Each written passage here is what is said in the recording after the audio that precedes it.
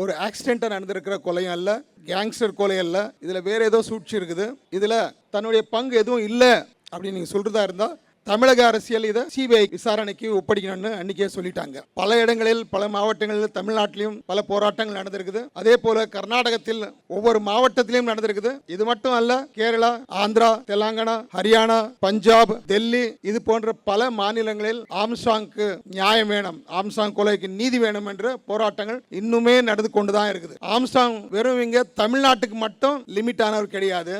ஆம்ஸ்ட்ராங்குடைய புகழ், அவர் செய்த வேலைங்க இந்தியா முழுக்கும் பல இடங்கள் தெரிஞ்சிருக்குது. அவர் நிச்சயமா இருந்தா இங்க தமிழ்நாடுடைய அரசியல் மாறுபட்டிருக்கும் அப்படின்னு சொன்னாரு. நான் இனிமேலும் சொல்றேன், ஒரு ஆம்ஸ்ட்ராங் தான் அவங்க கொலை செய்தாங்க, தப்பு பெரிய தப்பு செய்துட்டாங்க. கோடிக்கணக்கான ஆம்ஸ்ட்ராங்க உருவாக்கி போயிருக்கிறாங்க. இப்போ இனிமேல் உறுதியா சொல்றேன், தமிழகத்தில் அரசியல் மாறும், தமிழகத்தில் இந்த வரலாறு மாறும், ரத்த வெறி பிடிச்ச கொலை வெறி பிடிச்ச இந்த அரசாங்கம் மாறும்.